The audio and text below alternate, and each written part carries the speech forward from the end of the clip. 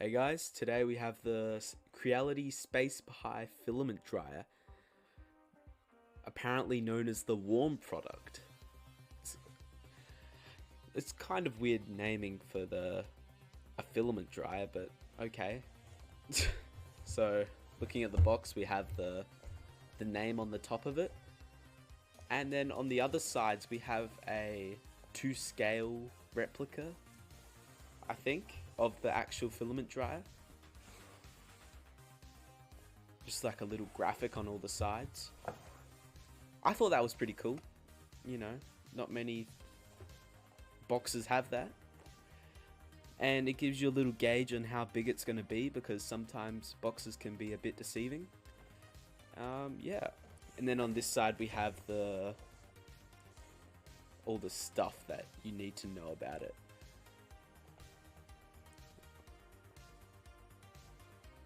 Just talking about like what it does and stuff. And yeah, that's basically it for the box. I guess it's just time to unbox it.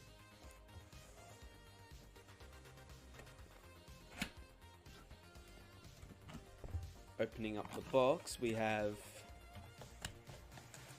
what I hope is the filament dryer.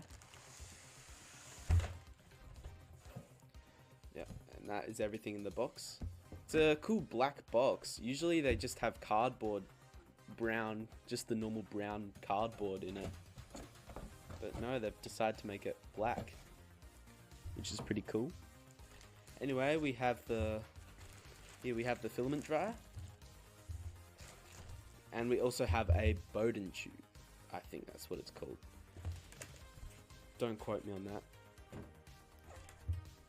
Yeah, nothing too special. This is so you can 3D print straight from it, which I'll get to later. But here's the main event. The filament dryer. Here, I'll step.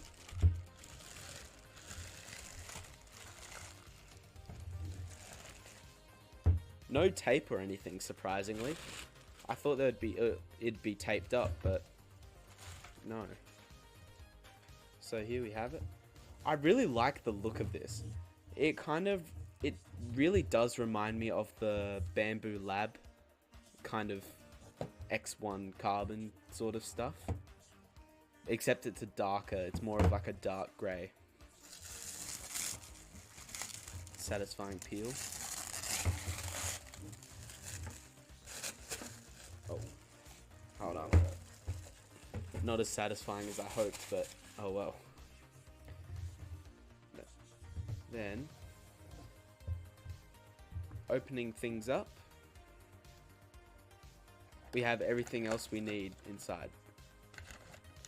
So first we have the instructions. Obviously Creality.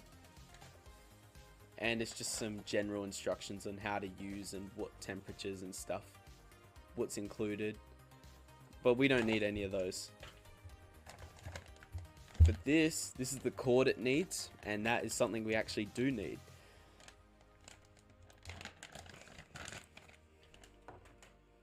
Which I will open up now. It's got one of these cable tie things on it.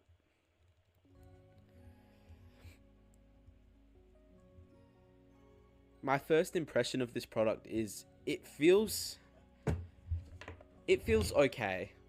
For $100, I'd be expecting this sort of product quality, and yeah. Oh, you can see my lights.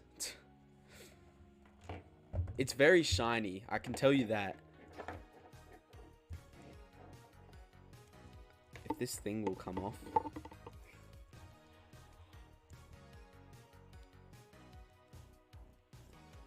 They sure like to keep their cables secure. There we go. So, the cord isn't very long. I would say it's about 1 meter. Yeah. So, you're going to want to keep this thing pretty close to a power point. And I don't think... I'll see if I can reach it from the setup.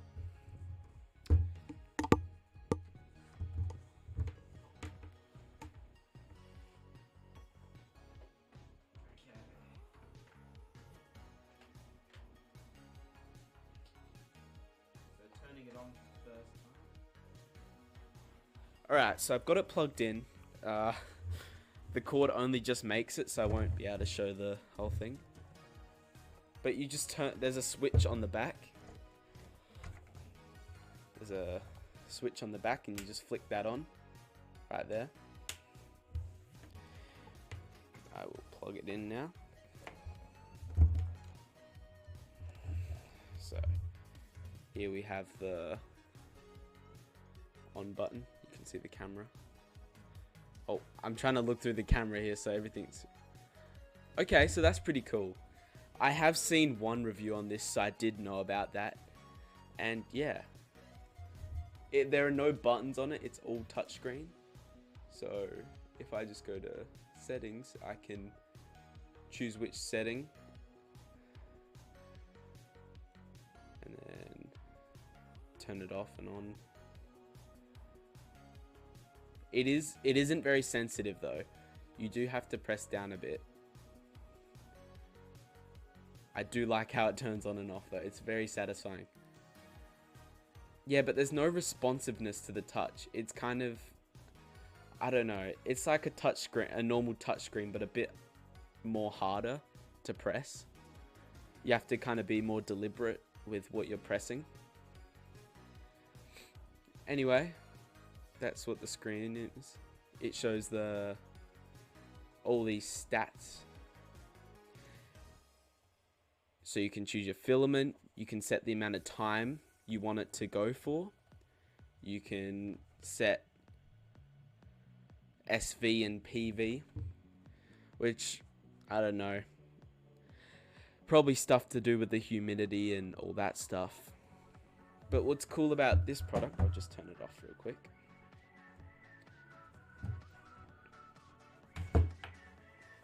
What's cool about this product is that you can actually print from it.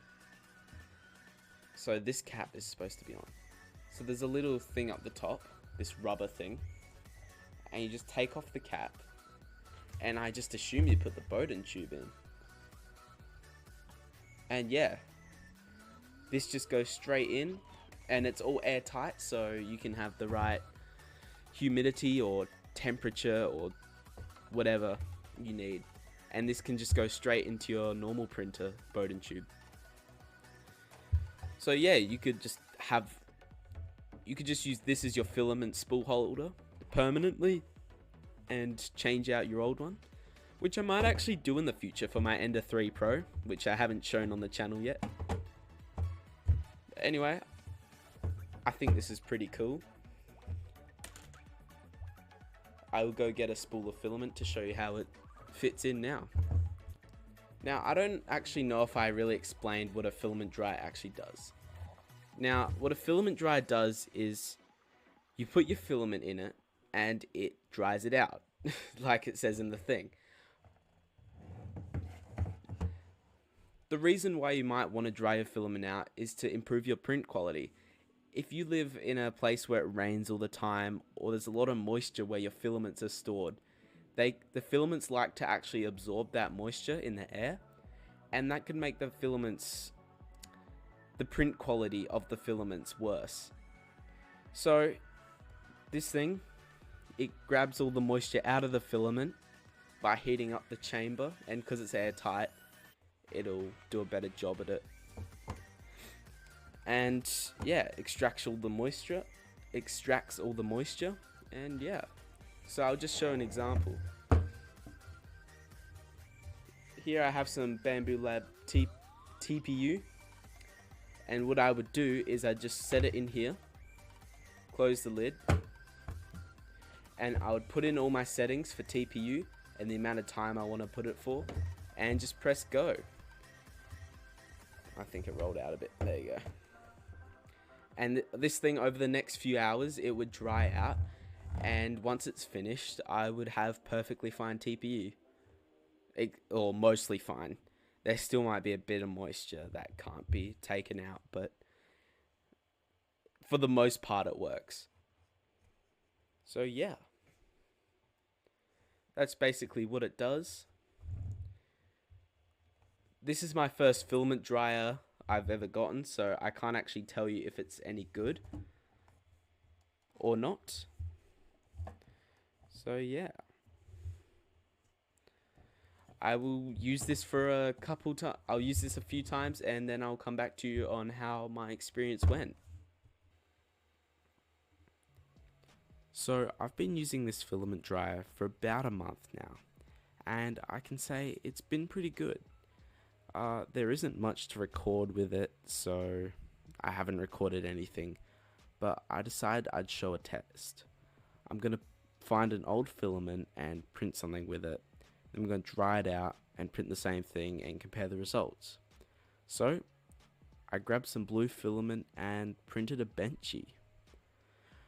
These were the results. As you can see, I did not get past the first layer, and I tried this 3 times and I got similar results. So I just had to put it straight in the dryer and dry it. So here I am opening up the dryer, just putting the filament in with great struggle.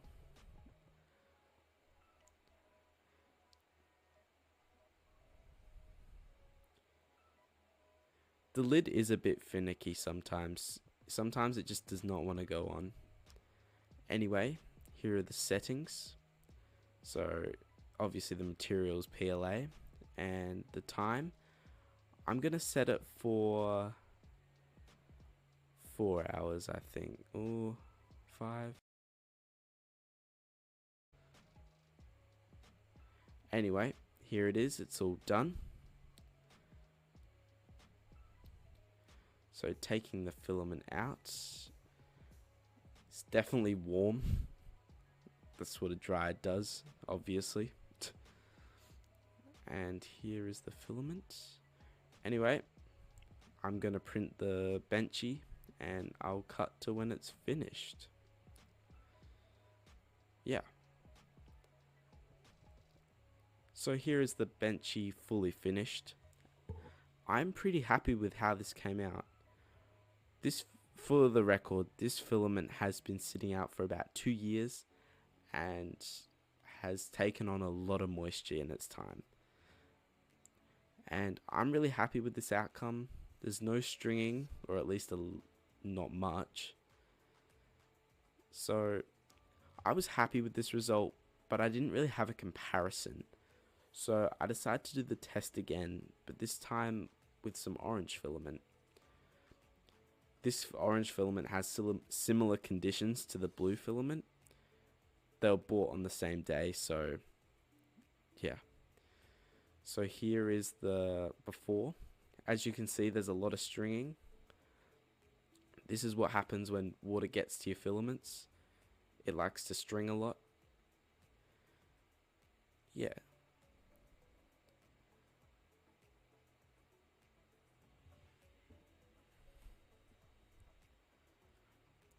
So hopefully when I put it in the filament dryer, the stringing will not be as obvious.